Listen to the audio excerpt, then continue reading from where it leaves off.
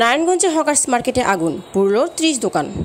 নারায়ণগঞ্জ শহরের হকার্স মার্কেটে আগুন লেগে ৩০টি দোকান পুড়ে গেছে। শুক্রবার ১৮ জুলাই সকালে চাষাড়ার এই মার্কেটে এ ঘটনা ঘটে।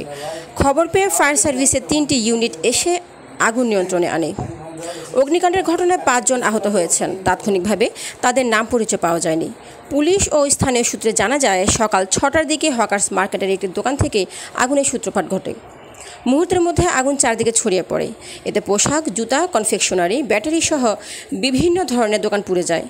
পরে খবর পেয়ে ফায়ার সার্ভিসের ৩টি ইউনিট এসে প্রায় আধা ঘন্টার চেষ্টায় আগুন নিয়ন্ত্রণে আনে।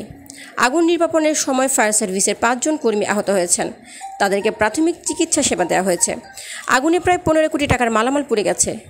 বিষয়টি নিশ্চিত করে Narayanganj fire service and civil ডিফেন্সের সিনিয়র স্টেশন অফিসার শাহজাহান মিয়া বলেন, খবর পেয়ে আমাদের 3টি ইউনিট আধা ঘন্টার চেষ্টায় আগুন নিয়ন্ত্রণে আনে। আগুনে প্রায় 30টির মতো দোকান পুড়ে গেছে। আগুন লাগার কারণ ও ক্ষয়ক্ষতির পরিমাণ তদন্তের পর নিশ্চিতভাবে বলা সম্ভব হবে। ঘটনাস্থল তাৎক্ষণিক পরিদর্শন করেন নারায়ণগঞ্জ সিটি কর্পোরেশনের 13 নম্বর ওয়ার্ডের সাবেক কাউন্সিলর মাকসুদুল আলম খোরশেদ। বলেন, হকার্স মার্কেটে 642 টিন সেট দোকান ছিল। এর মধ্যে 30টি দোকান আগুনে পুড়ে গেছে। এতে অনেক টাকার ক্ষতি হয়েছে।